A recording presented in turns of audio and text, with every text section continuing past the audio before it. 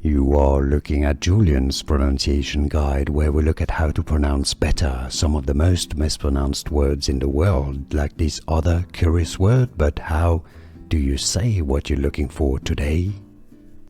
Name pronunciation, a medical term, the name of a condition. If you want to learn more names from medicine that are confusing, stay tuned. I've got more videos for you. This is an inflammation of the esophagus. How to pronounce it? Well, there are different pronunciations, two correct ways of pronouncing it. The British English pronunciation, esophagitis. Esophagitis.